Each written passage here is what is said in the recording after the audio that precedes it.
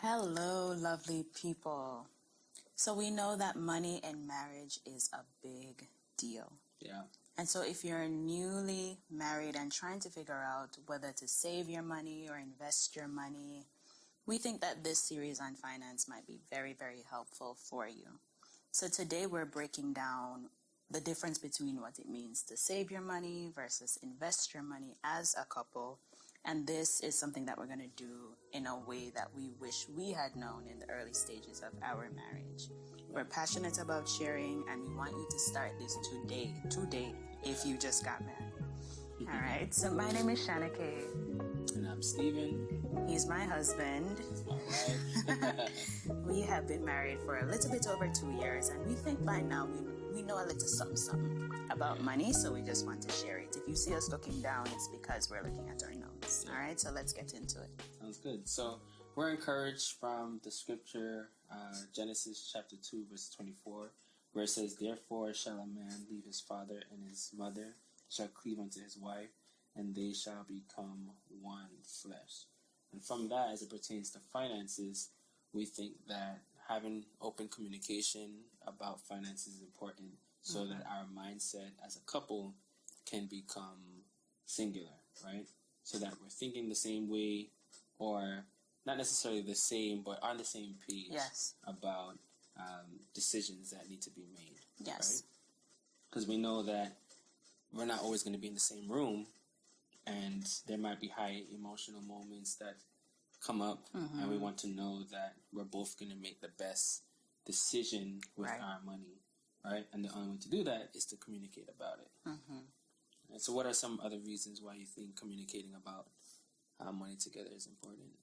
I really think it's as you said. Money is a challenging topic in almost any regard, whether it's that you're negotiating your salary, if you're doing a business deal, if it's in friendship, and especially in marriage, given that you are coming together as one, as the scripture just dictated. And so I think it helps to build trust. Yeah. It helps to build a level of accountability. It helps to build a bond. And I think it's also a form of love and showing honesty with your partner to say, hey, this might be something that I don't share with everybody, but I love you enough, I trust you enough to share it with you. We just got married, and let's start on good ground. And this doesn't matter if you have debt, if you have financial insecurity, or if you're starting on good financial standing. It just helps to really bring you together closer as a couple, nothing hidden. Yeah. So 2 aspects of finances that we're going to talk about today is saving and investing, right? And so saving is basically kind of like parking your money in some place in an account, right? And investing is sending your money to work for you, right? And expecting for it to come back with a paycheck, right? So in other words, one protects your money and the other helps it grow, and both are important. Right. So let's shift a little bit into what we think a savings account is supposed to be used for as newlyweds. And I'm saying as newlyweds because this is subject to change. It's very important to have an emergency fund. And what does this savings account look like? What is it used for? We know that in this life, anything can happen. You know, your spouse can get sick, or even a loved one, right, can get sick. You can lose your job. And so you want to make sure that in the event, we hope not, but in the event that anything were to happen, your bills are still covered. And that's the importance of having a savings account in that regard, specifically for an emergency fund. You want to add to that? Sure, yeah. And some of the most popular information out there, suggests to have at least 6 months of your annual expenses saved to a year. And that could be your food, rent or mortgage, car payment, anything that you have to pay like clockwork. Just working towards having that amount saved. Right. Just as, my wife said, if anything happens, you're good for at least a year to find a new job or to cover the basic expenses, right? And there are other ways that people hedge against really catastrophic things happening, like life insurance and so on. However, it's good to have that amount of money saved and a savings account so that it's easily accessible. It's very quick to access that money. Yeah. Okay.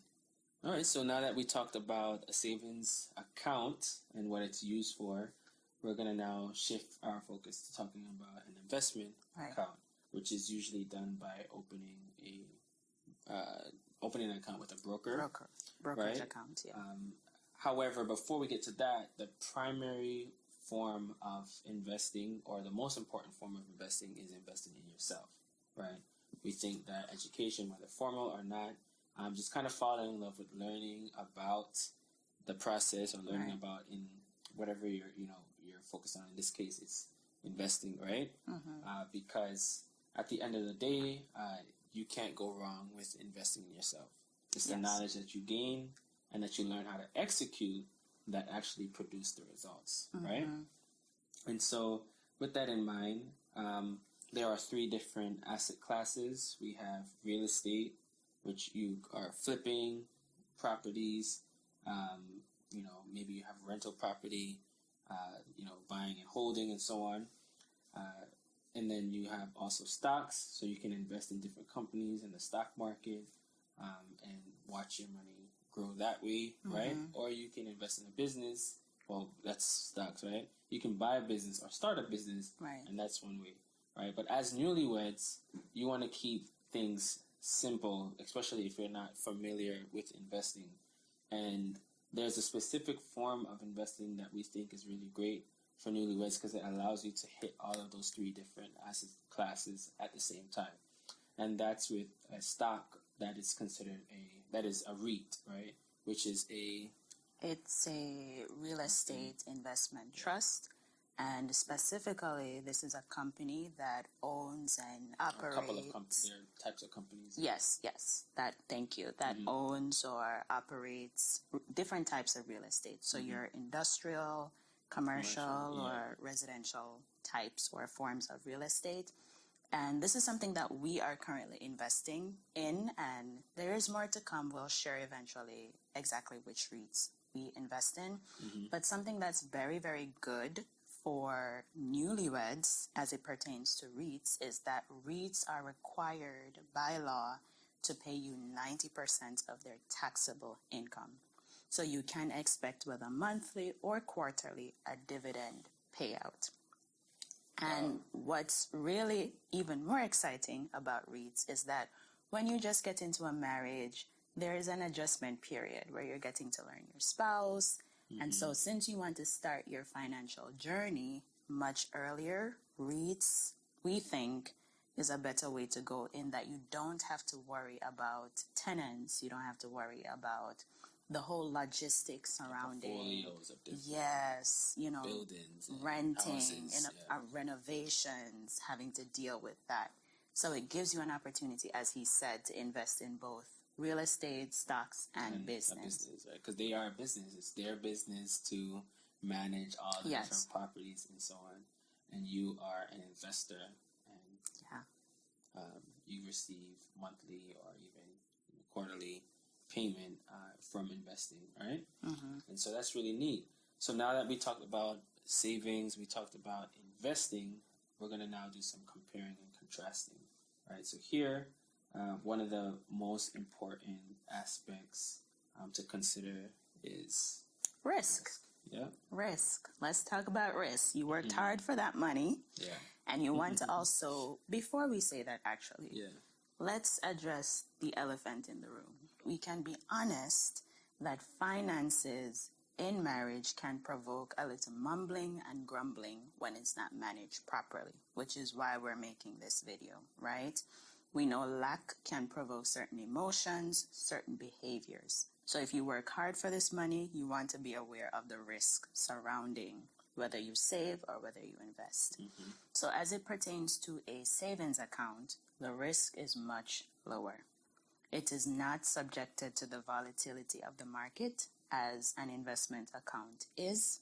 Your money is in a bank that is FDIC insured, so whenever you need it, it should be there, right? And it's also easily accessible, so the risk is lower. The risk for investing is much higher, but the growth is also much higher. And so that's why we were advocating earlier in the video for you to do your research. Right. And so on the other hand, while the savings account is rather safer, right, there are ways in which you can think about why investing as a priority should still also be in mind, right? Mm-hmm. So you have mostly brick and mortar banks that are most traditional banks that give 0.1% on your money in a savings account, or 1%, right? Very small. And then you have some non-traditional banks that are most likely like an online bank. They give high yield savings accounts that can give you a yield as much as like 4%, 3.5%, right? And then considering that, with that in mind, when it comes down to investing, especially in REITs, you can get 6% annually, or 15. even higher, 15%, right? Annually. But of course, you have to just do your research on that company. Right. But we know even if you just invested in the S&P 500, its 20-year average is about 8% annually every year, right? And so the reason why that's important beyond just the growth itself is that we have inflation, which is a big issue, right? Yes. Every time the government prints its money, the value of the dollar actually goes down, right?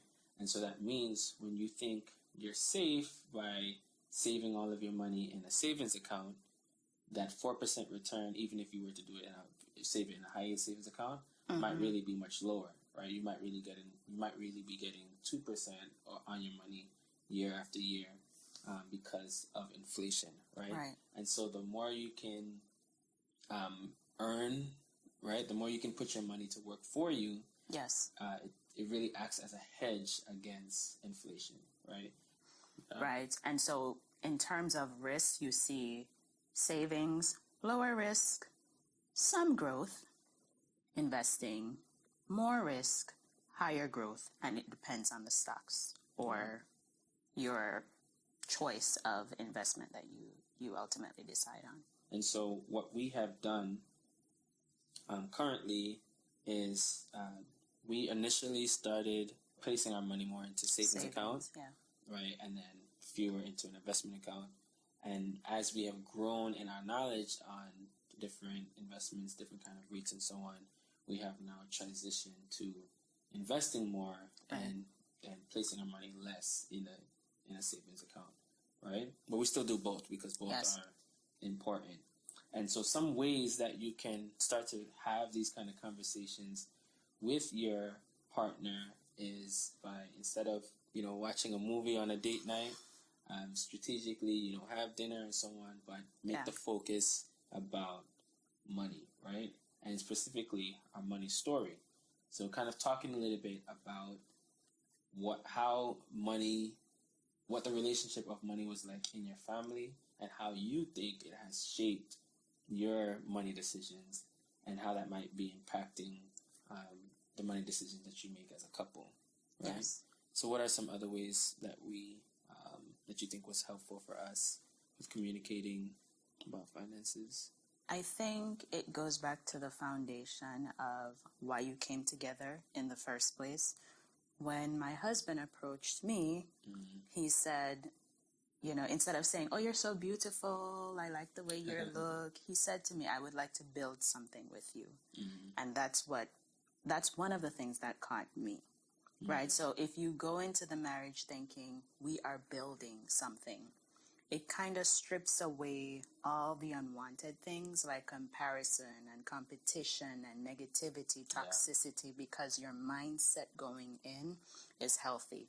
You're going in thinking that you're building together. There's an understanding that even if my spouse or my finances are not in order, my spouse and I are building. We're learning, we're recovering, we're restoring, we're growing.